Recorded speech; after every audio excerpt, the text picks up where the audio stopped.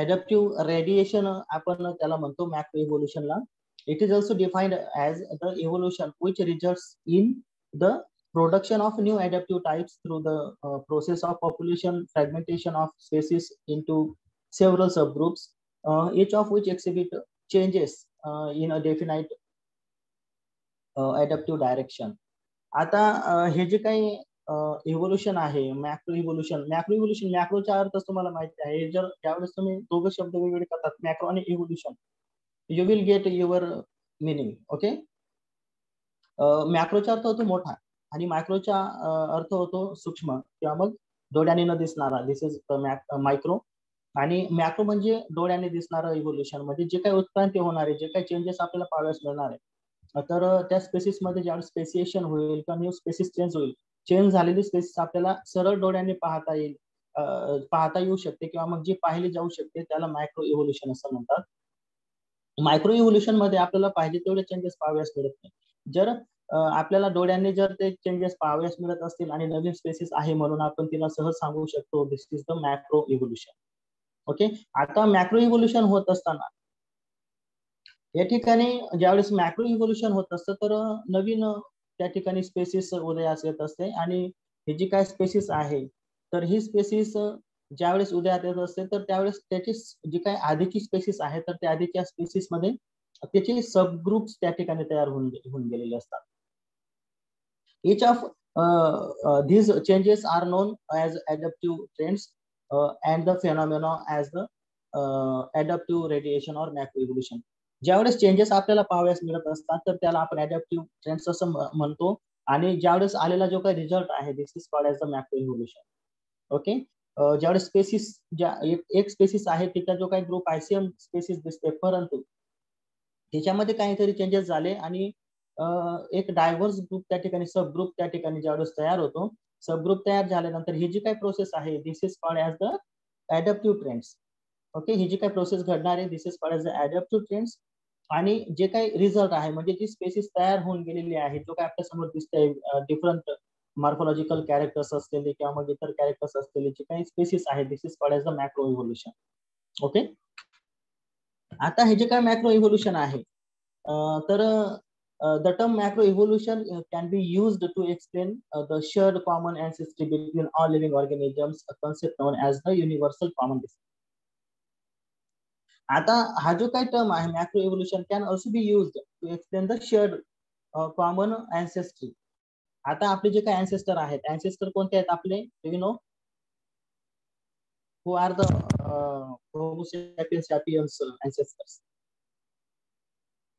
Direct सांगा. आपल्या जे काही लँग्वेज आहे त्याच्यात जर आपण विचार केला तर आपले जे काही अँसेस्टर आहेत, मंकीज असतील. Yes, monkeys are the our ancestor. बरोबर, आपले अँसेस्टर आहेत. म्हणजेच काय तर अडॅप्टिव्ह रेडिएशन ज्यावेळेस, परंतु त्यांना काही कॅरेक्टर ते डिफरंट आहेत त्याचे आणि आपल्या आताची जे काही मंकी आहेत त्यांची कॅरेक्टर्स आपण आपल्या कॅरेक्टर्स सोबत ज्यावेळेस आपण मॅच करायचा प्रयत्न करतो, so some characters are different but number of the characters are same between monkey and us. बरोबर. तर मग हे जे काही मॅक्रो इव्होल्युशन आहे तर मॅक्रो इव्होल्युशन हे त्या ठिकाणी काय करतं, एक्सप्लेन करतं. ओके. की आपले जे काही कॅरेक्टर आहे तर ते कॅरेक्टर आणि आपले जे काही पूर्वज आहेत तर त्यांचे कॅरेक्टर हे सेम होते म्हणून. ओके. ह्यालाच कॉमन डिसेंट असं म्हणतात.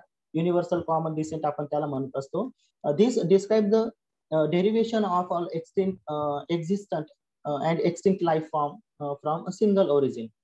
आता हे जे काही आहे युनिव्हर्सल कॉमन डिसेंट किंवा मग मॅक्रो इव्होल्युशन आपण त्याला म्हणू शकतो. तर मॅक्रो इव्होल्युशन काय करतं, हे डिस्क्राईब करतं. कशाला डिस्क्राईब करतं, की आताची जी काही लाईफ आहे ती आणि एक्सटिंक्ट झालेली लाईफ. एक्सटिंक्टचा अर्थ माहिती आहे, extinction. Do you know what is the meaning of extinction और एक्सटिंक्ट लाईफ? डिसअपियर्ड म्हणजे नष्ट झालेली. आता आपल्या डोळ्यांना दिसत नाही ते. आता नष्ट जे काही झालेली लाईफ आहे, जे अगोदरच्या काळात होते आणि आपण त्यांचे काय आहोत, तर आपण त्यांचे एक काय बोलतो आपण त्याला, ते आपले पूर्वज आहेत. बरोबर. आणि ते आता सध्याच्या कंडिशन मध्ये नाहीत, परंतु त्यांचे जे काय कॅरेक्टर होते their character were different than our character. Okay. परंतु त्यांचे ज्यावेळेस आपण कॅरेक्टर ज्यावेळेस चेक करत असताना आपल्याला काही कॅरेक्टर साम्यता दिसत असते. म्हणजेच काय तरी describe the derivation of all existent and extinct life forms from a single origin and include evolutionary milestones such as origin of plants, mammals, reptile, birds, fish, non-avian dinosaurs and more. आता ज्या वेळेस आपण पाहतो की आपले जे काही पूर्वज आहेत, प्रत्येक जो काही अॅनिमल असेल किंवा जे काही प्लांट्स असतील त्यांची जे काही ओरिजिन आहे, ती आताची जी काही लाईफ आहे ती वेगळी आहे आणि अगोदरची जी काही लाईफ आहे ती वेगळी आहे. ती डिस्क्राईब करायचं काम मॅक्रो इव्होल्युशन करत असतं. Okay, while macroevolution can occur due to an accumulation of microevolutionary changes, a random event that somehow separates a population into two different populations may also be responsible for the formation of new species. आता macro evolution हे जे काय आहे, तर हे macro evolution लगेचच घडत नाही. मॅक्रो इव्होल्युशन घडण्यासाठी बरेच असे त्या ठिकाणी जनरेशन्स जावे लागत असतात. मग हे केव्हा घडणार आहे? ज्यावेळेस मायक्रो इव्होल्युशनरी चेंजेस होतील त्यावेळेस. बरोबर, आता बारीक बारीक changes, generation after generation changes, आपण जिराफचं एक्झाम्पल घेतलेलं आहे. तर जिराफच्या एक्झाम्पल मध्ये काय पाहिलं होतं की काही कालांतराने त्या ठिकाणी ग्रास संपल्यानंतर त्या ठिकाणी झुडपं आले. झुडपं आल्यानंतर त्याची जी काही मान होती आणि जे काय हेड होतं, तर सॉरी मान आणि जे काय पाय होते, जे लेग्स होते, तर त्यांच्यामध्ये चेंजेस झाले. बरोबर, आता चेंजेस झाल्यानंतर काय झालं की त्यांच्यामध्ये एक नवीन स्पेसिस त्या ठिकाणी होत्या. म्हणजे जनरेशन आफ्टर जनरेशन जे काही स्पेसिस आहे तर ती स्पेसिस मध्ये चेंजेस होत गेले. म्हणजे आधी मायक्रो इव्होल्युशन घडतं आणि त्यानंतर मग मॅक्रो इव्होल्युशन आपल्याला पाहावयास मिळत असतं. ज्यावेळेस मायक्रो इव्होल्युशन होत ज्यावेळेस मॅक्रो इव्होल्युशन मध्ये त्या ठिकाणी रूपांतरित होत असतं, तर त्यावेळेस आपल्याला मेजर चेंजेस पाहावयास मिळत असतात. मोठे जे काही चेंजेस आहेत त्या पॉप्युलेशन मध्ये तर ते पाहावयास मिळत असतात. आपण ते बिटलचे पण एक्झाम्पल घेतलं होतं, पुढे सुद्धा लिझार्डचे एक्झाम्पल आपण घेतलेलंच आहे. ओके, त्यानंतर हे ज्यावेळेस डायव्हर्जन होतं, डायव्हर्जन म्हणजे ज्यावेळेस एक स्पेसिस आहे, एक स्पेसिस दुसऱ्या स्पेसिस मध्ये रूपांतरित होणं, जनरेशन आफ्टर जनरेशन, तर त्याला आपण काय म्हटलेलं आहे? ॲलोपॅट्रिक स्पेशिएशन असं म्हटलेलं आहे. ज्यावेळेस एखादं ॲलोपॅट्रिक स्पेशिएशन मध्ये काय होतं सांगता येईल तुम्हाला? ॲलोपॅट्रिक मध्ये काय होतं?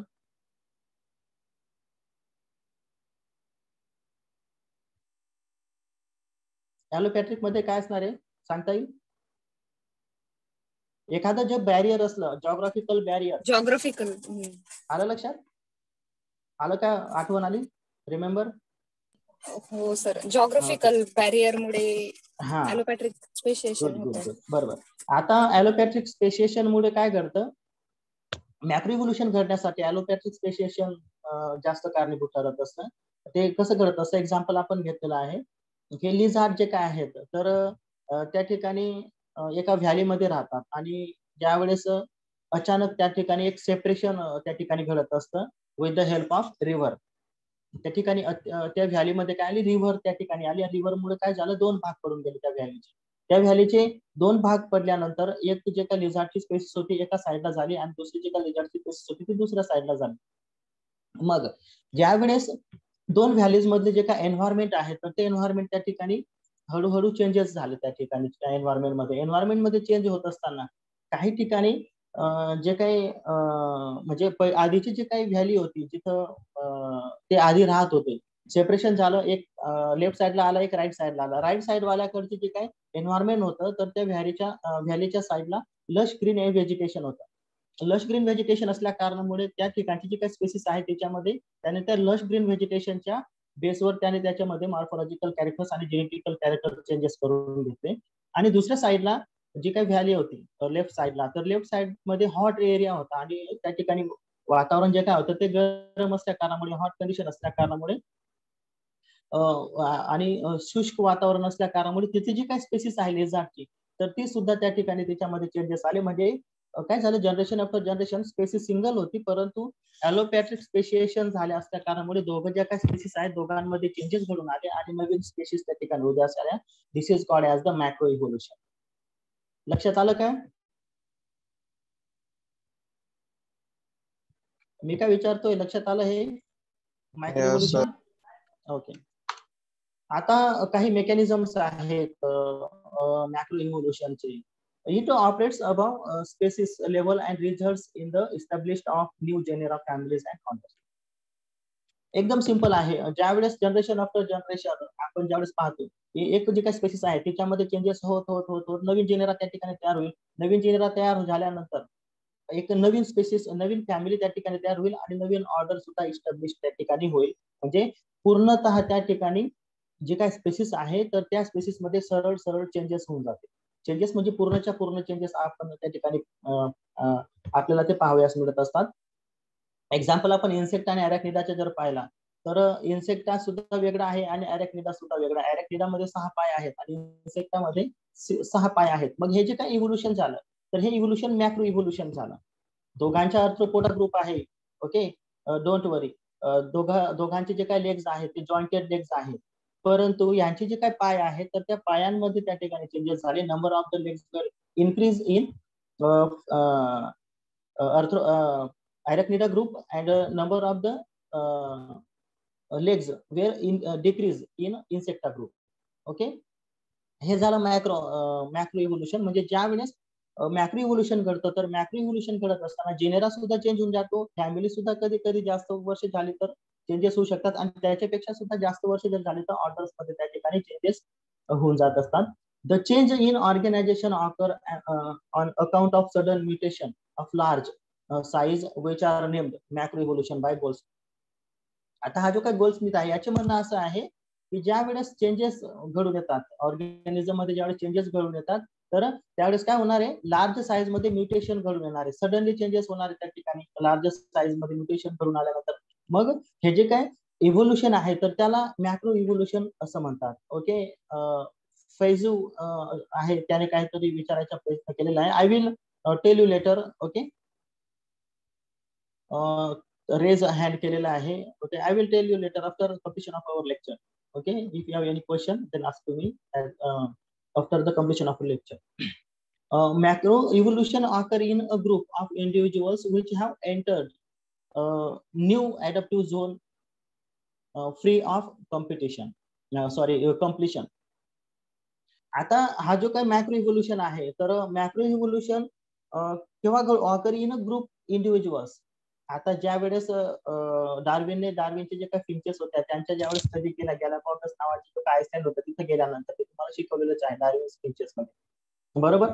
तिथे गेल्यानंतर जे काही फिंचेस होत्या तर त्या फिंचेसवर ज्यावेळेस स्टडी केला तर स्टडी करत असताना जे काही शहरातले फिंचेस होते त्यांच्यामध्ये आणि यांच्यामध्ये तफावत होती. त्यांची जी काही बीक होती तर त्या बीक मध्ये जी काही चोच पुढचा जो काही पार्ट असतो ज्याच्याने जे माऊचं रूपांतर बीक मध्ये झालेलं असतं, ही जी काही बीक होती तर बीक मध्ये त्याने चेंजेस त्याला आढळले. ओके, हे जे काही घडून आलं तर हे अडॅप्टिव्ह झोन मुळे त्या ठिकाणी घडून आलं. कारण की शहरातलं जे काही एन्व्हायरमेंट होतं, हॅबिटेशन होतं ते चेंज होतं आणि गॅलापागोस आयसलँड मधलं जे काही एन्व्हायरमेंट होतं तिथलं जे काही हॅबिटेट असेल ते चेंज होतं, त्याचं फूड वेगळं होतं, त्याच्यामुळे त्याच्यामध्ये काय झालं चेंजेस घडून आले आणि मॅक्रो इव्होल्युशन हे त्यावेळेस घडून आलं. त्याचे एक्झाम्पल जे काय आहे तर डार्विनच्या फिंचेस मध्ये आपल्याला पाहायला मिळत असतं. आता मॅक्रो इव्होल्युशन चे जनरल प्रिन्सिपल्स आहेत, ते प्रिन्सिपल्स समजून घेणं अत्यंत गरजेचं आहे. Macro evolution follows the acquisition of new general adaptation or entrance into a new adaptive zone. आता जे काही नवीन अडॅप्टेशन आहे कधी कधी काय होत असतं, जरी ते चेंजेस होऊन गेले परंतु ज्या काही स्पेसिस आहेत त्या स्पेसिस त्या ठिकाणी चालले जातात अगोदरच्या आणि नवीन स्पेसिस ज्या काय तर त्या ठिकाणी अडॅप्ट होत असतात. Okay, this is the general thing. आता डार्विनचे फिंचेसचं एक्झाम्पल या ठिकाणी दिलेलं आहे की Darwin's finches radiated after an apparently generalized finch ancestor arrived to occupy the previously unoccupied Galapagos. आता जे काही गॅलापागोस मधले जे काही होत्या फिंचेस तर त्यांच्यामध्ये रेडिएशन आपल्याला पाहावयास मिळालं. रेडिएशन म्हणजे काय, दोन प्रकारचे असतात, एक रेडिएशन असतं आणि दुसरं असणार लिनियर अडॅप्टेशन. दोन प्रकारचे अडॅप्टेशन आपल्याला त्या ठिकाणी पाहायचे आहे. मी तुम्हाला सांगेल ते तुम्हाला स्टडीसाठी नाही, but I will clear your confusion. What is the linear adaptation, what is the radiating adaptation.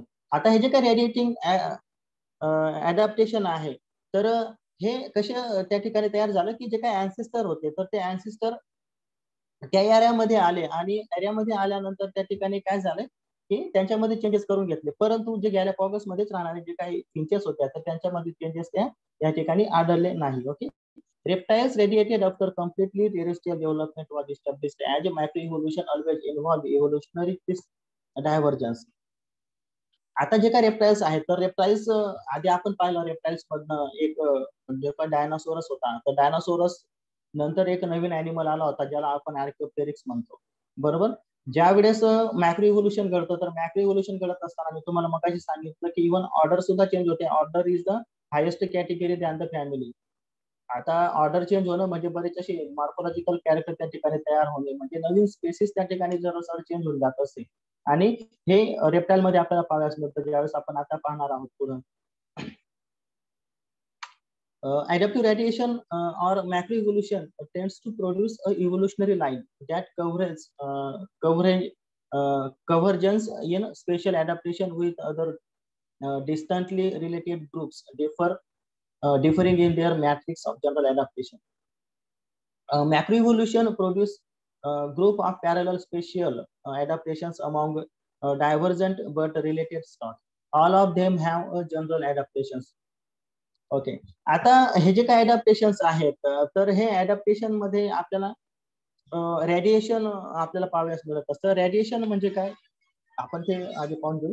ऍडॅप्टेशन मध्ये समजा या ठिकाणी एखादी स्पेसिस आहे ही स्पेसिस आहे या ठिकाणी हा जो काय एरिया आहे तर ह्या एरियामध्ये एक स्पेसिस राहते ओके आणि त्यानंतर मग ह्या स्पेसिस मध्ये काही या ठिकाणी वर्षानुवर्षे गेल्यानंतर या ठिकाणी एक समजा बॅरियर आलं आणि बॅरियर आल्यानंतर या ठिकाणी या दोघं साईडला ज्या काय स्पेसिस आहेत तिथं सुद्धा स्पेसिस आहे आणि इथं सुद्धा स्पेसिस आहे बरोबर. आता इथून काय होणार आहे या ठिकाणी रेडिएशन तयार होईल म्हणजे इथून एक स्पेसिस या ठिकाणी नवीन इव्होल्युशन होईल इथून नवीन इव्होल्युशन परत या ठिकाणी एक व्हॅली तयार होईल इथून सुद्धा नवीन या ठिकाणी नवीन स्पेसिस तयार होईल इथं सुद्धा काहीतरी बॅरियर तयार होईल इथं सुद्धा दोन स्पेसिस तयार होतील म्हणजे असं करत करत या ठिकाणी बऱ्याच अशा स्पेसिस एका स्पेसिस मधून बरेच असे डायव्हर्जन्स तयार होणे लाईक दिस फॅमिली ट्री सारखे डायव्हर्जन्स तयार होणे this is called as a adaptive radiation. हे जे काय आहे तर हे अशा प्रकारे तयार होणे यांना ऍडॅप्टिव्ह म्हणजे एका स्पेसिस पासून अनेक अशा स्पेसिस तयार होणे आणि त्यांचे मॉर्फोलॉजिकल कॅरेक्टर जे काय तर ते सगळेच्या सगळे चेंजेस असणे this is called as the adaptive radiation. Linear मध्ये काय असणार आहे की एक स्पेसिस आहे एकच स्पेसिस कंटिन्यू जाईल ओके एकच स्पेसिस मध्ये चेंजेस होत जातील आणि त्या ठिकाणी फक्त आणि फक्त नेक्स्ट स्पेसिस तयार होईल. एक्झाम्पल आपण बघा ज्यावेळेस पाहिलं सिम्पॅट्रिक जे काय आहे तर ते लिनियर आहे. सिम्पॅट्रिक मध्ये काय असणार आहे तिच्यामध्ये जिराफ मध्ये चेंज होत जाईल जिराफ कंटिन्यू जिराफच राहील आणि मोठा झाल्यावर सुद्धा तो त्याच्यामध्ये फक्त चेंजेस होतील तो जिराफच राहील परंतु इकडे मंकी जो आहे मंकी मधून ह्युमन तयार होऊ शकतो किंवा मग रेप्टाईल पासून जे काय एव्ज आहेत ते तयार होऊ शकतात मॅमल्स तयार होऊ शकतात ते ऍडॅप्टिव्ह रेडिएशन झालं. ओके करते क्लिअर होतंय का कन्फ्युजन क्लिअर होतंय का. रेडिएशन ऍडॅप्टिव्ह रेडिएशन मध्ये काय असणार आहे की रेडिएशन भरपूर असे स्पेसिस वेगवेगळ्या ऑर्डरच्या वेगवेगळ्या फॅमिलीच्या तयार होणं आणि लिनियर ऍडॅप्टेशन मध्ये काय असणार आहे की कंटिन्युटी स्पेसिस परंतु थोडेसे मायन्यूट चेंज होत त्या ठिकाणी जसा होमो सॅपियन हा तयार झालेला आहे ओके होमो हॅबिलिस पासून तर कंटिन्यू इरेक्टस त्यानंतर मग होमो सॅपियन अशा प्रकारे परंतु हा तर तो होमिडी स्पेसिस आहे. इथं तसं नसणार आहे इथं स्पेसिस पण चेंज होऊन जाईल जिनेरा पण चेंज होऊन जाईल ऍडॅप्टिव्ह रेडिएशन मध्ये आणि कधी कधी ऑर्डर सुद्धा चेंज होऊन जात असतो. Okay this is the adaptive radiation. Confusion clear झालं. हो सर. ओके आता macro evolution unlimited leads to extinction. आता मॅक्रो इव्होल्युशन झालं तर मग आधीची जी स्पेसिस आहे तिचं काय आधीची स्पेसिस काय होणार आहे आपोआपच एक्सटिंक्ट होऊन जाईल बरोबर. ती कारण की वातावरण चेंज होत जात आहे वातावरण तिला सुटेबल राहणार आहे आणि त्याच्यामुळे काय होणार आहे ती नष्ट होऊन जाईल परंतु तिच्यापासून तयार झालेले जे काय ऍडॅप्टिव्ह जे काही स्पेसिस आहे जे ऍडॅप्ट झाल्या एन्व्हायरमेंटशी त्यांनी काय केलं समझोता करून घेतला कॉम्प्रोमाइज केला आणि त्याच्यासोबतच त्या ठिकाणी काय झालं त्यांच्यामध्ये चेंजेस करत राहिले आणि त्यांच्यामध्ये मॅक्रो इव्होल्युशन घडून आलं परंतु अगोदरचे जे काय होते त्यांच्यामध्ये काय घडून आलं एक्सटिंक्शन घडून आलं म्हणजे ते त्या ठिकाणी नष्ट होऊन गेल्या. Some group acquired special adaptations for narrow adaptive subzone and due to these specialized adaptations they cannot move into new zone also disappear. मी तुम्हाला सांगितलं की डिसअपियर होऊन जातात जे पुढच्या या ऍडॅप्टेशन मध्ये ते त्या ठिकाणी सुटेबल नाही राहत ते काय होणार आहे डिसअपियर होऊन जातील आणि जे सुटेबल झाले स्पेशल ऍडॅप्टेशन त्यांच्यामध्ये घडून आलं तर ते काय होणार आहे त्या ठिकाणी नवीन त्या ठिकाणी स्पेसिस त्या ठिकाणी तयार होणार आहे. Hence the group which could change the adaptive zone by acquiring general adaptations survived and other become extinct. Same आहे की जे काही ग्रुप आहे ते ऍडॅप्टिव्ह जो काही झोन आहे त्याच्यामध्ये जे काही कॅरेक्टर ज्यांनी ऍक्वायर करून घेतले एन्व्हायरमेंटला जे काही सुटेबल असेल तर ते त्या ठिकाणी जिवंत राहतील आणि बाकीचे जे काय होतील राहतील जे त्या ठिकाणी सर्व्हाइव्ह नाही राहू शकले तर त्या ठिकाणी ते एक्सटिंक्ट होऊन जातील. ओके,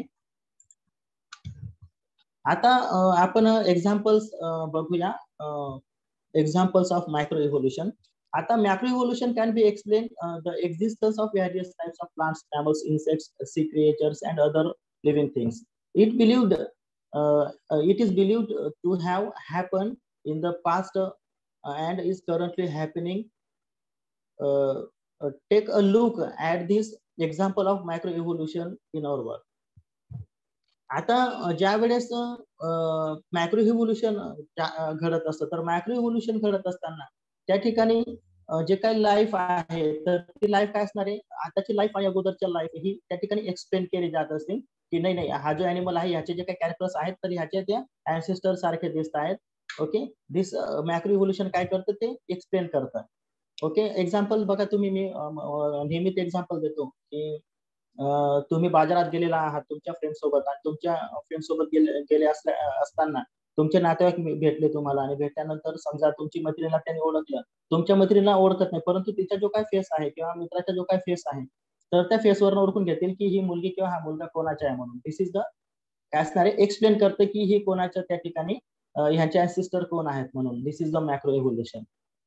ओके, मग हे कशामध्ये घडून येणार आहे, अॅनिमल्स मध्ये पण घडून येतं, मॅमल्स मध्ये घडून येतं, इन्सेक्ट मध्ये घडून येतं, से क्रिएचर्स मध्ये आणि सगळेचे सगळे जे काही इव्होल्युशन असणारे म्हणजे इव्होल्युशन घडून येणारे जे काही लिव्हिंग थिंग्स असतील त्यांच्यामध्ये आपल्याला ते पाहावयास मिळत असतं. आता जे काय एक्झाम्पल आहे अँफिबियनचे एक्झाम्पल या ठिकाणी आपण बघूया. वी हॅव अँफिबियन, माहिती आहे ना तुम्हाला amphibian? Yes, sir. What is the meaning of amphibian or which animal is comes in this group?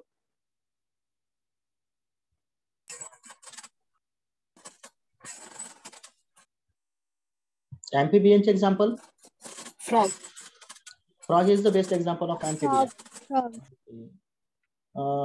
How will you explain the amphibia? Give me the one example or one character of amphibian. Sir, they live in Animal. water. Okay, both life. Amphibian can live both life like terrestrial life and aquatic life.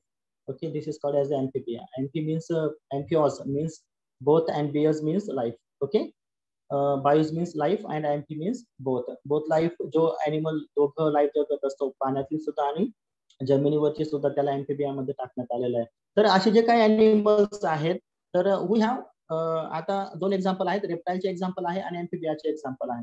We have moist slimy skin. आता जी काही skin आहे तर ती कशी असणार आहे, moist असणार आहे आणि स्लिमी असणार आहे, बरोबर. परंतु रेप्टाइलचा जर विचार केला, रेप्टाइल्स मीन कोणते, सरपटणारे प्राणी, जसा सरडा आहे. ओके, स्नेक आहे. आता सरडाचं जर आपण या ठिकाणी एक्झाम्पल घेतलं तर having dry and scaly skin. आता इथं जी काही स्किन आहे ती कशी आहे, स्लिमी आहे आणि या ठिकाणी मॉइस्ट आहे. या ठिकाणी कशी आहे, ड्राय आहे आणि स्केली आहे. आता ते अडॅप्टेशन कसं तयार झालं, मग अँफिबियाची जी काही स्किन आहे ती ड्राय का नाही, स्केली का नाही, आणि रेप्टाइलची जी काही स्किन आहे ती स्लिमी का नाही आणि मॉइस्ट का नाही, बरोबर. तर ते का बरं, तर त्याच्या मागचे कारण एक आहे की जे काही अँफिबियन्स आहेत तर ते अँफिबियनची जी काही स्किन आहे ती कशी असणार आहे, टफ. ओके, आणि ही जी काही टफ स्किन आहे it protect against injury and prevent moisture loss in aired environment. जे काय कोरडं एन्व्हायरमेंट असणारे, जे काय सूक्ष्म एन्व्हायरमेंट असणारे, तर सूक्ष्म एन्व्हायरमेंट मध्ये ज्यावेळेस ती प्रवेश करेल अँफिबिया, जो काही फ्रॉग आहे तो गेल्यानंतर त्या ठिकाणी त्याची जी काही स्किन आहे ती ड्राय नको व्हायला, त्याच्यासाठी त्या ठिकाणी त्याची जी काही स्किन आहे ती कशी आहे, मॉइस्ट आणि स्लिमी आहे, बरोबर. आता reptile skin also has a complete covering of keratin नावाचे प्रोटीन त्याच्या बॉडी स्किन वरती असतं रेप्टाइलच्या. The substance that make up hair and horns in other animals for extra tough. काही जे काही अॅनिमल्स आहेत तर त्या अॅनिमल्स मधून जे काही रेप्टाइल्स आहेत तर त्यांना त्या ठिकाणी हॉर्न्स आहेत. ओके, आणि हेअर सुद्धा आपल्याला त्या रेप्टाइल्स मध्ये पाहावयास मिळत असतात, त्यांच्या स्किनवरती आपल्याला पाहावयास मिळत असतात. ते का बरं त्या ठिकाणी असतात, कारण की त्यांची जी काही स्किन आहे ती प्रोटेक्ट पाहिजे आणि जास्त टफनेस त्या ठिकाणी असायला पाहिजे, जेणेकरून त्या जे काही रेप्टाइल्स आहेत त्यांच्या बॉडीला त्या ठिकाणी काय असायला पाहिजे, प्रोटेक्शन मिळायला पाहिजे, म्हणून त्या ठिकाणी ते असतात. हे या ठिकाणी अडॅप्टेशन आपल्याला पाहाव्यास मिळतं. रेप्टाईल जे काय अँफिबिया आहे, अँफिबिया पासून रेप्टाईल तयार झाला, परंतु त्याच्यामध्ये अडॅप्टेशन कसं झालं, जे काही स्किन आहे तर ती स्किन स्लिमी जी काही स्किन होती ती ड्राय मध्ये रूपांतरित झाली आणि सॉरी मॉइस्ट जी काही स्किन होती ती ड्राय मध्ये रूपांतरित झाली आणि स्लिमी जी काही स्किन होती ती कशामध्ये रूपांतरित झाली, स्केली मध्ये रूपांतरित झाली. बरोबर, स्केल्स त्या ठिकाणी आले.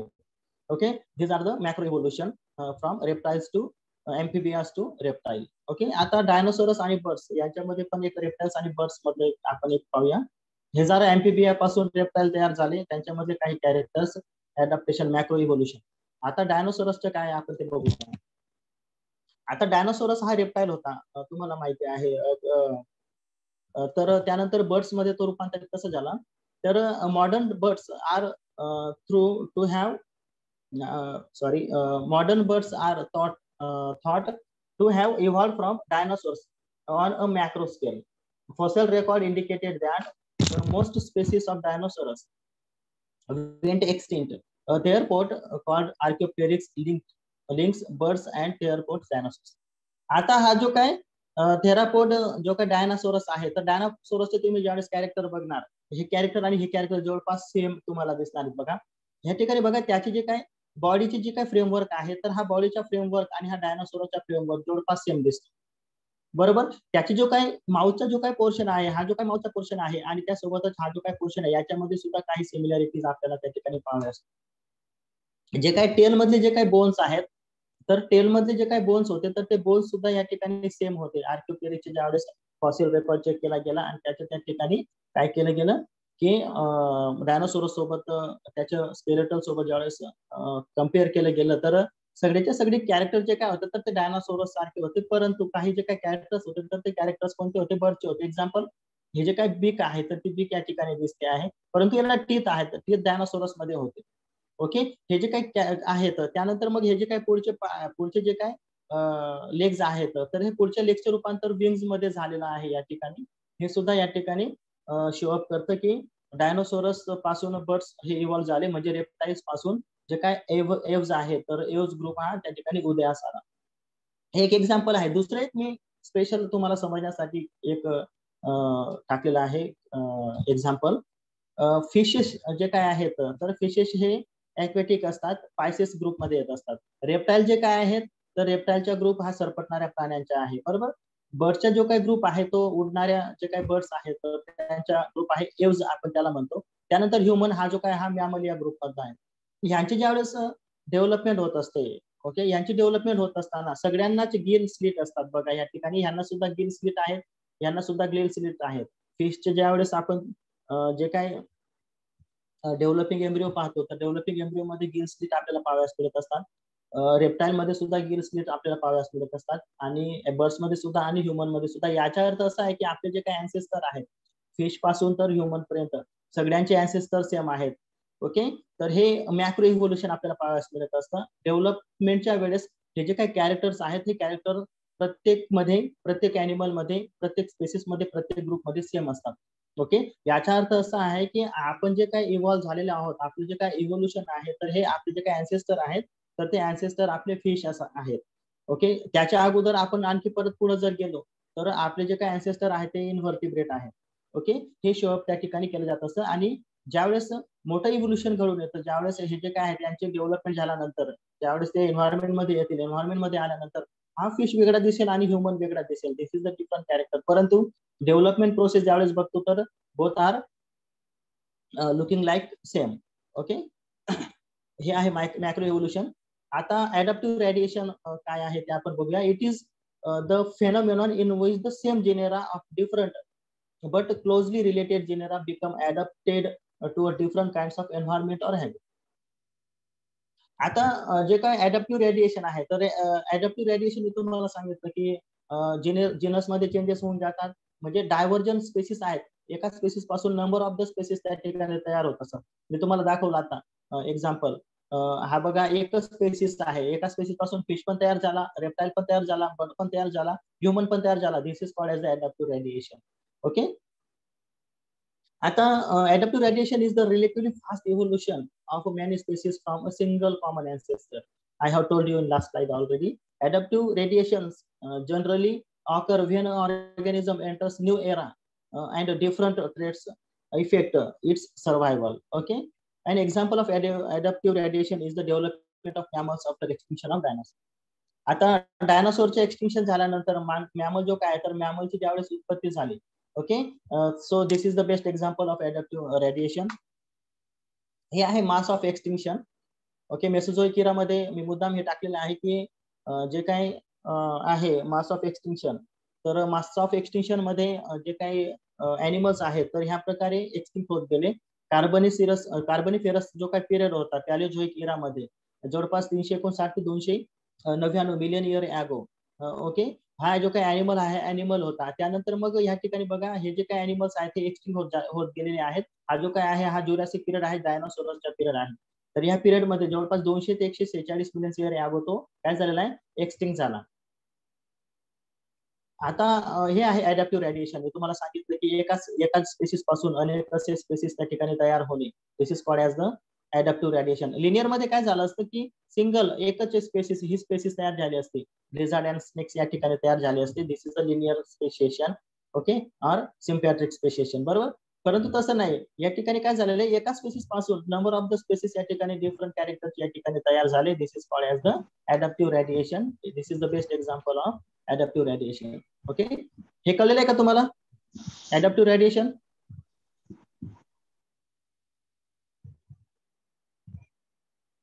बोला. हॅलो, आवाज येतोय का माझा? Yes sir. तुम्हाला कळलेलं आहे? ॲडॅप्टिव्ह रेडिएशन मध्ये तुम्ही ही डायग्राम जरी लक्षात ठेवली सो यू विल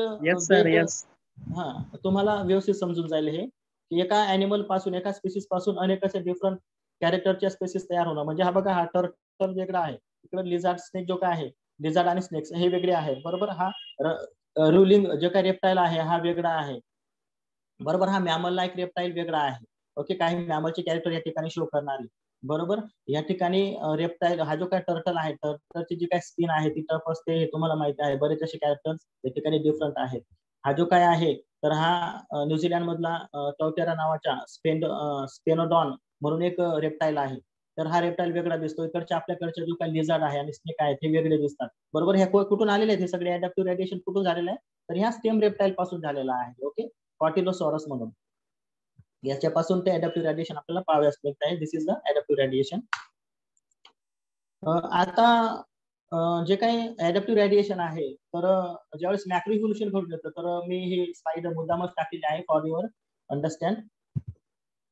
तर ज्यावेळेस इव्होल्युशन झालं तर इव्होल्युशन हा जो काय आहे तर हा जो काय ॲनिमल आहे तर हा आर्किओप्टेरिक्स आहे. बरोबर, आता हा जो काय आर्किओप्टेरिक्स आहे तर ह्या आर्किओप्टेरिक्सचं इव्होल्युशन कसं झालं हे आपण पाहू. हा जो काय आहे तर हा आहे या ठिकाणी काय आहे की डायनासोर आहे. बरोबर, ह्याचा जो काय आर्म आहे या ठिकाणी आपण पाहिलेला आहे, या ठिकाणी दिलेला आहे की ह्याचा जो काय आर्म आहे हा अशा प्रकारे दिसत होता. सायनोसोरोप्टेरिक्स म्हणून त्याला आपण म्हणतो. परंतु याचे जे काय आर्म आहेत ते आर्म कसे आहेत तर हे आर्म डायनासोरस सारखे आहेत. म्हणजे जवळपास सगळेच्या सगळे कॅरेक्टर्स हे डायनासोरस या ठिकाणी दाखवतोय.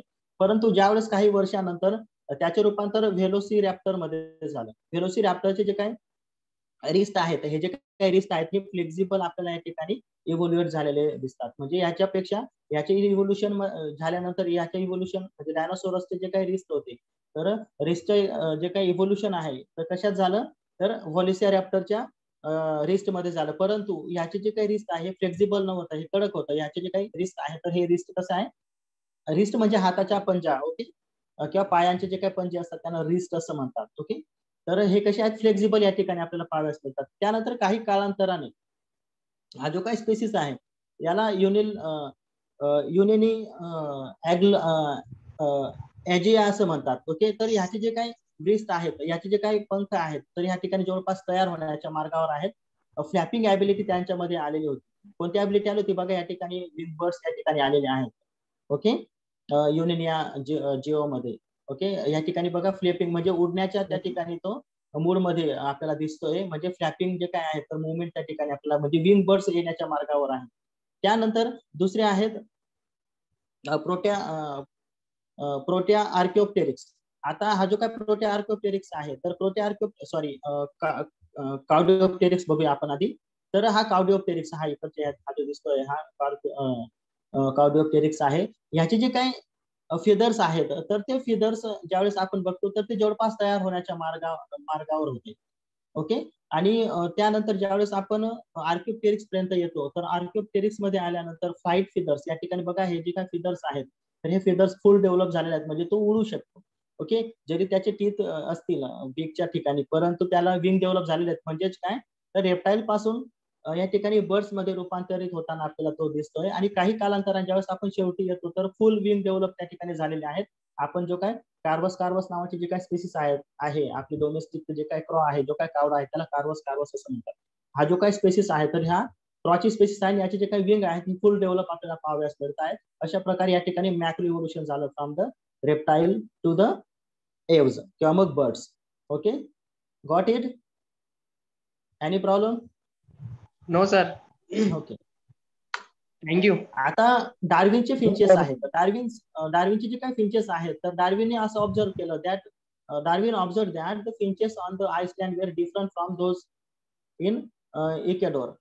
Their beaks were adapted according to how they obtained their food. Beak shape is an adaptation that helps the finches survive. आता डार्विनचे जे काही फिंचेस आहेत तर डार्विनच्या फिंचेस वरनं त्या ठिकाणी इव्होल्युशन त्याने पाहिलं की जसं हॅबिटेट असतं तसं त्यांच्यामध्ये चेंजेस घडून आले. आता जे काही स्पेसिस आहे तर स्पेसिस च्या या ठिकाणी इव्होल्युशन दाखवलेलं आहे. त्यांची बीक मध्ये कशी इव्होल्युशन झालेलं आहे. ही जी काही बीक दिसते तर लार्ज ग्राउंड जे काही फिंच आहे तर ती काय फीड करणारी होती तर सीड फीड करणारी होती. बरोबर. म्हणून तिची जे काय बीक आहे तर ती शॉर्ट होती. बरोबर. थोडीशी लॉंग आपल्याला बीक या ठिकाणी बघायला मिळते आहे. कारण की जी काय कॉक्टस फ्रूट आणि फ्लॉवरवर फीड करणारी जे काही स्पेसिस होती फिनची तर तिची जी काही बीक होती तर तिच्यामध्ये इव्होल्युशन झालं. तिच्यापेक्षा थोडंसं अडॅप्टेशन झालं आणि तिची जी काही बीक आहे तर ती बीक थोडीशी लॉंग झाली कारण सीडची अवेलेबिलिटी ह्या ठिकाणी नव्हती. ज्या ठिकाणी सीडची अवेलेबिलिटी होती तिथं शॉर्ट बीक होती. जिथं सीडची अवेलेबिलिटी नव्हती त्याला ऍडजस्ट करावं लागलं आणि तो कॉक्टस फ्रूट आणि फ्लॉवर्सवर डिपेंड राहायला लागलं. म्हणून त्याची काय बीक आहे तर ती बीक लॉंग झाली. लॉंग याच्यासाठी झाली कॉक्टसला काय असतात स्पाईन असतात आणि ते कॉक्टसचे स्पाईन त्याच्या ह्या जो काही पार्ट आहे डोळ्यांना वगैरे लागायला नको. जर शॉर्ट बीक राहिले असते तर त्याच्या डोळ्यांना लागली असते. म्हणून ती काय बीक आहे बीक मध्ये अडॅप्टेशन झालं आणि या ठिकाणी तो सहज ते फ्रूट खाऊ शकत होता आणि फ्लॉवर सुद्धा खाऊ शकत होता. ओके. त्यानंतर व्हेजिटेरियन जी काही फिंच होती तर तिची जी काही बीक आहे तर बीक सुद्धा या ठिकाणी लहान आहे. परंतु जे काही वुड पिकर फिंच आहे तर ती इन्सेक्ट कलेक्टर होती. म्हणजे जे काही फ्लॉवर असतात तर फ्लॉवर हे मोठे असतात आणि फ्लॉवरच्या आतमधली जी काही अळी आहे तर तिला कलेक्ट करण्यासाठी लॉंग जी काही बीक आहे तिची आवश्यकता होती. म्हणून हिचे जे काही रूपांतर आहे तर ते रूपांतर कशात झालं लांब बीकच्या स्पेसिस मध्ये झालं म्हणजे फिंच मध्ये झालं. अशा प्रकारे अडॅप्टेशन या ठिकाणी आपल्याला पाहाव्यास मिळत असते डार्विनच्या फिंचेसचे एक्झाम्पल देऊन. ओके. हे सगळेच्या सगळे फिंचेस आहेत ज्यांच्यामध्ये अडॅप्टेशन घडून आलं. ओके. सेम मी तुम्हाला जसं सांगितलं सेम तसंच आहे. काही नेक्टर फीडर्स आहेत. ओके. काही जे काही सीड आहे तर त्या सीडला क्रश करणारे आहेत. ओके. Same adaptation. बोला. Someone is talking, I think, having any question? Okay. त्यानंतर हे जे काय आहेत या ठिकाणी अडॅप्टेशन आपण परत तेच बघतोय की इन्सेक्ट कलेक्शन करणारी जी काही स्पेसिस आहे ती कशी तिची बीक मध्ये काय चेंजेस असते. लिव्हजवर फीड करणारी जी काय असेल ती कशी असणारी. बर्ड्स आणि फ्रुट्स मध्ये जे काय फीड करणारी जी काय असेल तर तिची जी काय बीक आहे ती कशी असणारी. ग्रब हा जो काही वर्ड आहे ग्रबचा अर्थ माहिती तुम्हाला. Grub do you know the grub?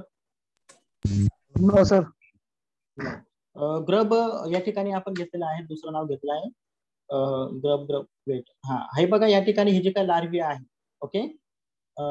तर तिला ग्रब असं म्हणतात. आता ग्रब जे काय आहे ते मी तुम्हाला सांगतो. जर लार्वी बटरफ्लायची असेल आणि मॉथची असेल बटरफ्लायच्या लार्वीला कॅटरपिलर असं म्हणतात. Got it? त्यानंतर जे काही हाऊस फ्लाय आहेत किंवा मग मॉस्किटो ठीक आहे जे काही हाऊस फ्लाय आहेत तर त्या हाऊस फ्लायच्या जे काही लार्वी असेल तर तिला मॅगोट असं म्हणतात. आणि जर बीटल असतील तर त्या बीटलची जी काही लार्वी असेल तर तिला ग्रब असं म्हणतात. ओके. तर ते बेटलच्या लार्वीवर फीड करणारे जे काय फिंच होते, तर त्या फिंच मध्ये अशा प्रकारे अडॅप्टेशन ह्या बीक मध्ये घडून आलेले आहे त्या फिंचच्या. इथं आपलं हे जे काय युनिट आहे हे संपलेलं आहे. Don't leave this meeting, we will continue our second unit. चालेल का? हो सर चालेल.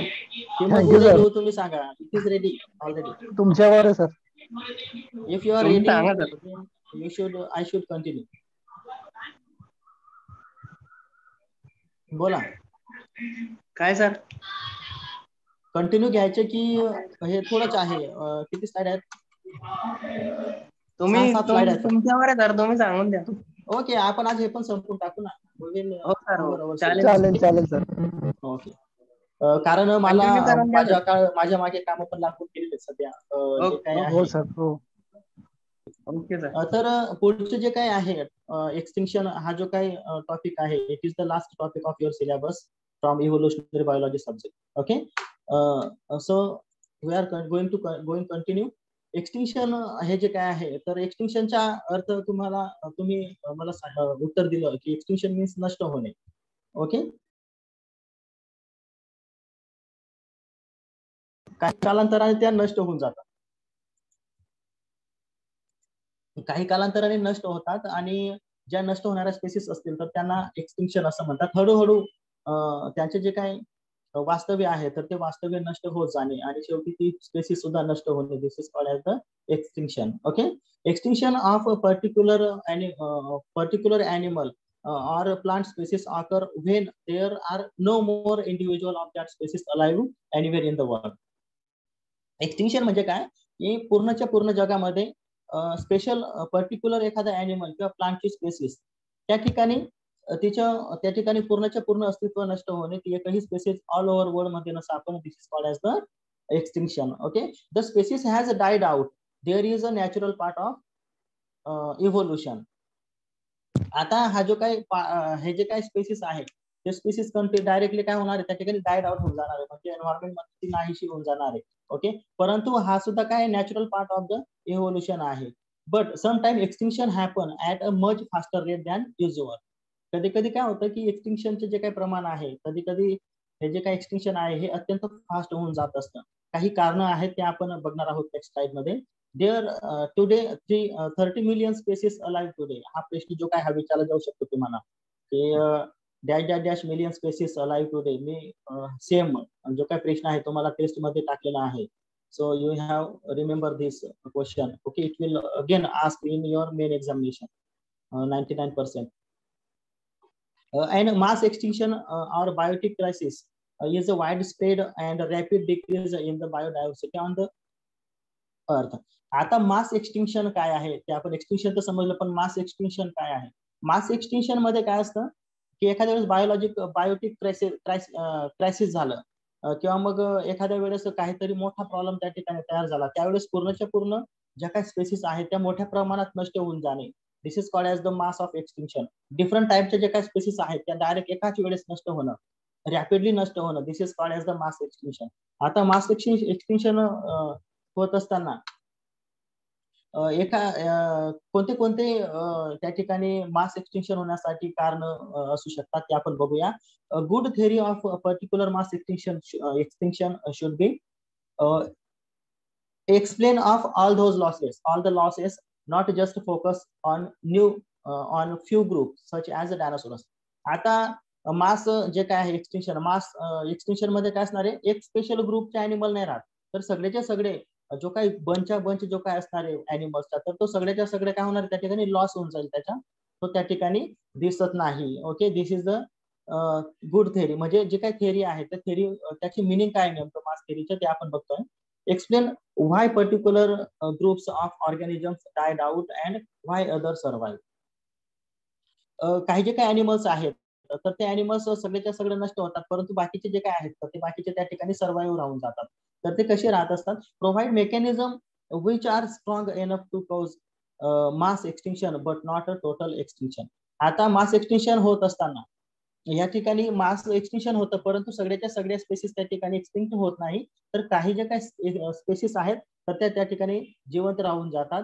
be based on event or processes that can be shown to have happened, not just inferred from the extinction.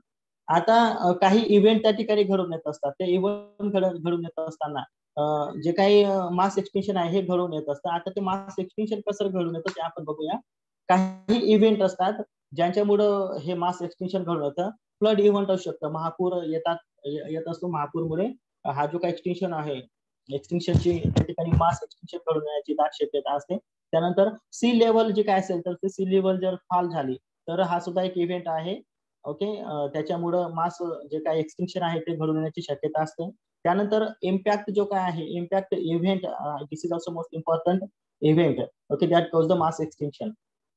Global cooling आहे, त्यानंतर global warming आहे, त्यानंतर क्लॅथरेट gun hypothesis आहे, anoxic event and hydrogen sulphide emission from the seas. हे सगळ्याचे सगळे event आहेत. त्यांच्यामध्ये काही इव्हेंट्स आहेत जे मेजर आहेत ते आपण बघूया. आता फ्लड आहे, तर फ्लड मध्ये काय असणार आहे की फ्लड आल्यानंतर produce dust and particulate aerosols which inhibit photosynthesis and thus cause food chain to collapse both on land and at the sea. आता फ्लड आलं म्हणजे त्या ठिकाणी काय येणार आहे, महापूर येणार आहे. ठीक आहे, महापूर आला त्याच्यामुळे काय होणार आहे की जे काय स्पेसिस आहे त्या स्पेसिस अचानक त्या ठिकाणी काय होणार आहे, मरून जाणार, ते एक्सटिंक्ट होऊन जाणार. एखाद्या ठिकाणी समजा एखादी वस्ती राहत होती, त्या वस्ती राहत असताना अचानक ते नदीच्या काठी राहते आणि नदीच्या काठी राहत असताना अचानक तिकडनं काहीतरी इव्हेंट आला म्हणजे फ्लड आलं. फ्लड आल्यानंतर काय होणार आहे की सगळ्याच्या सगळे वाहून चालले जातील. मग तिथं काही राहील का, काहीच राहणार नाही. This is the extinction. असंच एक्सटिंक्शन त्या ठिकाणी करत असतं की तिथं काहीतरी होतं आणि काहीतरी असताना त्या ठिकाणी अचानक फ्लड आलं, इव्हेंट आला आणि चाललं गेलं सगळं. This is the very important cause. कधी कधी काय होतं की एरोसोल जे काय आहेत, तर एरोसोल्स जे समजा मोठे मोठे कारखाने आहेत, त्यामध्ये इंडस्ट्रीज आहेत, तिथून एरोसोल्स असतात. तर त्यांच्यामुळे काय होतं की जे काही प्लांट्स आहेत तर प्लांटची जे काही फोटोसिंथेसिसची प्रक्रिया आहे तर ती त्या ठिकाणी स्टॉप होऊन जाते. आणि स्टॉप झाल्यानंतर त्या ठिकाणी जे काही प्लांट्स आहेत तर ते सगळेच्या सगळे प्लांटची फोटोसिंथेसिसची प्रक्रिया जी काय ती स्टॉप झाल्यानंतर काय होणार आहे, तर ते प्लांट्सचे जे काही येणारे जनरेशन आहे ते स्टॉप होऊन जाणार आणि त्या ठिकाणी जे काही स्पेसिस आहे काही कालांतराने ते एक्सटिंक्ट होऊन जातील. Okay, this is the event. त्यानंतर जे काही सी लेवल आहे तर ती सी लेवल कधी कधी फाल होऊन जाते. सी लेवल जर फाल झाली, जे सरफेस वॉटरला जे काही जीवन जगणारे जे काही क्रिएचर होते किंवा मग जे काही त्या पाण्यावर अवलंबून असणारे जे काही ऍनिमल्स होते ते काय होणार आहे, त्या ठिकाणी सी लेवल फाल झाले, त्या ठिकाणी ड्रायअप झालं. ड्रायअप झाल्यानंतर काय होणार आहे की तो जो काही एरिया आहे तर त्या एरियामध्ये असलेले जे काही ॲनिमल्स होते तर ते ॲनिमल्स काय होणार आहे, त्या ठिकाणी नष्ट होऊन जातील. This is also one of the type of event. Okay, याच्यामुळे सुद्धा एक्सटिंक्शन घडून येत असतं. नंबर ऑफ द जे काही प्लांट्स असतील किंवा ॲनिमल्स असतील ते नष्ट होऊन जात असतात सी लेवल जर फाल झाली तर. Global cooling. आता ग्लोबल किलिंग मध्ये काय असणार आहे की जे काही कुलिंग मध्ये काय असणार आहे की जे काही आपण उष्माघात ऐकलेला आहे, ग्लोबल वॉर्मिंग, तर त्याच्या विरोधात म्हणजे पूर्ण एन्व्हायरमेंट जे काय ते अतिशय थंड होऊन जाणे. म्हणजे टोटल जो काय आहे एन्व्हायरमेंट, तर टोटल एन्व्हायरमेंट मध्ये आईस जो काय आहे तर आईस त्या ठिकाणी आईस मध्ये रूपांतरित त्या ठिकाणी पूर्ण एरिया होऊन जाणार आहे. त्यावेळेस काय होणार आहे तर sustain and significant global cooling could kill many polar and temperate species and force others to migrate towards the equator. आता जे काही कुलिंग एखाद्या एरियामध्ये कुलिंग झालं, आता कुलिंग झालं म्हणजे पूर्ण एन्व्हायरमेंट काय होईल, कूल होऊन जाईल. परंतु ज्या काही टेम्परेचर मध्ये जगणाऱ्या ज्या काही स्पेसिस आहेत, ज्या पोलर मध्ये जगणाऱ्या स्पेसिस आहेत त्या काय होतील, नष्ट होऊन जातील.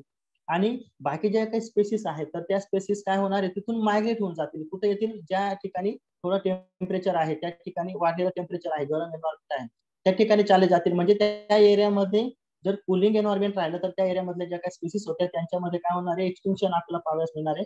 बाकीच्या स्पेसिस मरून जातील, मायग्रेट होण्यासारख्या स्पेसिस आहेत त्या मायग्रेट होऊन जातील आणि जो काही ग्लोबल जो काही कुलिंग एरिया आहे तर त्या ठिकाणी आपल्याला ते स्पेसिस पाहाव्यास मिळणार नाही. This is the another event. Okay, त्यानंतर ग्लोबल वॉर्मिंग याच्या विरोधात म्हणजे ग्लोबल कुलिंगच्या विरोधात ज्या एरियामध्ये थंड वातावरण आहे आणि थंड वातावरण मध्ये असलेल्या ज्या काही स्पेसिस आहेत तर अचानक तिथलं जर एन्व्हायरमेंट वाढून गेलं तर काय होणार आहे, काही स्पेसिस मरून जातील आणि काही स्पेसिस मेल्यानंतर काही जे काही स्पेसिस आहेत ज्या मायग्रेट होऊ शकतात त्या काय होणार आहेत, कूल एन्व्हायरमेंट मध्ये मायग्रेट होऊन जातील. आणि जो काही एरिया आहे जिथं ग्लोबल वॉर्मिंग झालेलं आहे, ज्या ठिकाणी वॉर्म कंडिशन आहे त्या ठिकाणी असणाऱ्या ज्या काही स्पेसिस असतील त्या काय होतील, एक्सटिंक्ट होऊन जातील. Okay, this is the event. आता काही दुसरे कारण आहेत एक्सटिंक्शन व्हायला. तर काही ऍस्टेरॉइड जे काही स्ट्राईक्स असतील त्याच्यामुळे सुद्धा एक्सटिंक्शन आपल्याला पाहावयास मिळत असतात. क्लायमेटमध्ये जर चेंजेस झाले, मी तुम्हाला आता सांगितलं ग्लोबल वॉर्मिंग आणि ग्लोबल कुलिंग, तर this is the climate change. Okay, event of the climate change. आता त्यावेळेस काय होणार आहे, स्पेसिस मध्ये चेंजेस, स्पेसिस काय होणार आहे, एक्सटिंक्शन होऊन जाणार आहे. ते मायग्रेट होतील किंवा एक्सटिंक्ट होऊन जातील. बरोबर. त्यानंतर मग या ठिकाणी कॉम्पिटिशनमुळे सुद्धा काही जे काही स्पेसिस आहेत त्या एक्सटिंक्ट होऊन जात असतात. कॉम्पिटिशन होत असताना दोन स्पेस आहेत, स्पेस कमी आहे, त्याच्यामुळे काय होणार आहे, त्या ठिकाणी सर्व्हाइव्ह होण्यासाठी त्यांना काय करावं लागेल, भांडण करावं लागेल. भांडण होत असताना त्या ठिकाणी काय होणार आहे, इंट्रास्पेसिफिक आपण जे पाहिलं तर इंट्रास्पेसिफिक मध्ये काय होतं की एक स्पेसिस आहे आणि दुसरी वेगळी स्पेसिस आहे. जसं आपण एक्झाम्पल घेत होतं की लायन आणि किंवा मग टायगर आणि डिअर जे काय होते, तर ते डिअर काय होणार, त्या ठिकाणी कॉम्पिटिशन मध्ये ती वाचून गेले तर ठीक आहे, नाही वाचली तर ती एक्सटिंक्ट होऊन जाईल. बरोबर. समजा जो काही टायगर आहे, टायगरला फूड मिळालं, डिअर मिळाली तर ठीक आहे, नाही मिळाली तर तो टायगर मरून जाईल, म्हणजे एक्सटिंक्ट होऊन जाईल. दिस इज द इव्हेंट. त्यानंतर हॅबिटेट जे काय, तर हॅबिटेट ज्यावेळेस लॉस होत असतं, जे काही समजा ज्या ठिकाणी ते राहत आहेत तिथं जे काही एन्व्हायरमेंट आहे, एन्व्हायरमेंट मधून जे काही फूड आहे, फूड जर समजा त्या ठिकाणी नाहीसं झालं, फूड जर मिळालं नाही तर त्या ठिकाणी ते मरून जातील. बरोबर. त्यानंतर या ठिकाणी आपण पोल्युशन जे काय आहे, तर पोल्युशन जर वाढलं तर पोल्युशनमुळे सुद्धा एक्सटिंक्शन आपल्याला त्या ठिकाणी पाहाव्यास मिळत असतात. आणि ह्युमन प्रिडेशन म्हणजे मानव जो काय आहे, तर तो स्वतःच्या फायद्यासाठी काही जे काही स्पेसिस आहेत ज्या एक्सटिंक्शन होण्याच्या मार्गावर आहेत, ज्या काही स्पेसिस आहेत त्यांना मारण्याचा प्रयत्न करतोय, आणि जे काही स्पेसिस आहेत ते एक्सटिंक्शन होऊन त्यांचे एक्सटिंक्शन होऊन गेलेलं आहे ह्युमनच्या ह्या ऍक्टिव्हिटीमुळे. Okay, all this are the causes of extinction. आता एक्सटिंक्शनचा रोल काय आहे ते आपण बघूया. At the most basic level, mass extinction reduce diversity by killing off specific lineage and with them any descendant species they might have given rise to. आता एक्सटिंक्शन मुळे काय होणार आहे की काही स्पेसिस ज्या काय त्या रिड्यूस होऊन जातात by killing off specific linears. बरोबर. And with them any descendant species, एखादी species might have given rise to. आता त्यानंतर मग नवीन जी काही वाचून गेली स्पेसिस आहे त्या ठिकाणी जिवंत राहते आणि त्याच्यामध्ये ती चेंजेस करून घेते एन्व्हायरमेंटनुसार. बरोबर. म्हणजे नवीन स्पेसिस त्या ठिकाणी घडून येण्यासाठी सुद्धा एक्सटिंक्शनची जी काही प्रोसेस आहे ती होणं गरजेचं असतं. In this way mass extinction prunes whole branches of the tree of life. आता हे जे काही मास एक्सटिंक्शन आहे, तर मास ऑफ एक्सटिंक्शन मध्ये काय होणार आहे, जे काही रेडिएशन घडून येणार होतं तर ते रेडिएशन पाहिजे तेवढं घडून येत नाही. जे काही ट्री आहे तर ती लाईफची जी काही ट्री आहे ती स्टॉप होण्याची शक्यता त्या ठिकाणी असते. Okay, but mass extinction can also play a creative role in evolution, stimulating the growth of other branches. आता समजा एखादं रेडिएशन त्या ठिकाणी ऍडॅप्टिव्ह रेडिएशन घडून येत आहे, परंतु एन्व्हायरमेंट अचानक त्या ठिकाणी चेंज झालं. काही जे काही रेडिएशन होत असलेले जे काही स्पेसिस आहेत त्यांना सुटेबल एन्व्हायरमेंट कधी कधी मिळून जातं. आता समजा ग्लोबल वॉर्मिंग किंवा मग कूल झालं, एन्व्हायरमेंट कूल झालं. कूल होत असताना काही जे काही स्पेसिस आहेत, आता आताचे एन्व्हायरमेंट जे काय ते कूल आहे म्हणजे याचा अर्थ असा आहे की ज्या काही स्पेसिस आहेत, जसं ग्रासहॉपरची स्पेसिस असेल, बटरफ्लायची स्पेसिस असेल, तुम्हाला 2-4 दिवसानंतर ते उडत असताना दिसतील, किंवा ड्रॅगन फ्लायच्या स्पेसिस आहेत त्या तुम्हाला उडताना दिसतील. याचा अर्थ असा आहे की काही जे काही स्पेसिस आहेत जे कूल एन्व्हायरमेंट मध्ये जगू शकत नव्हते ते मेले, परंतु त्यांच्यामध्ये जे काही ब्रांचेस होते तर ते काय होतील, जिवंत होऊन जातील. म्हणजे त्यांचे जे काही एग्ज आहेत ते जिवंत होतील, ते फुटतील, ते ह्याच्यावर होतील आणि ते बाहेर येतील.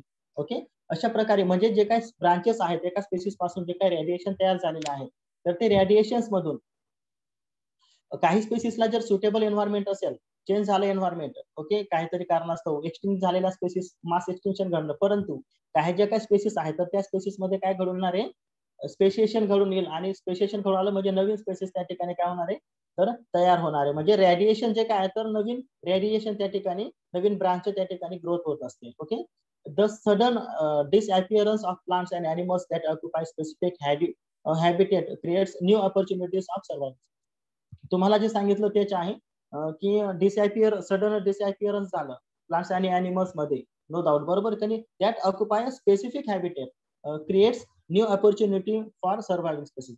ज्या सर्व्हाइव्ह होऊ शकतात त्या स्पेसिसला काय आहे, सुटेबल एन्व्हायरमेंट मिळालं आणि त्याच्यामुळे त्यांना ऑपॉर्च्युनिटी मिळाली सर्व्हाइव्ह होण्यासाठी. Okay, all this are the roles of extinction. इथं आपलं हे युनिट जे काय आहे तर हे युनिट सुद्धा संपलेलं आहे. If you have any question regarding both units, you can ask me on the mobile, on the phone, or calling, or tell me now, or ask me now.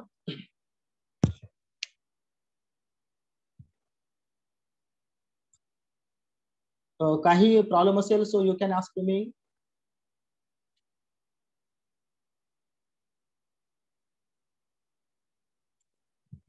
Yes, sir.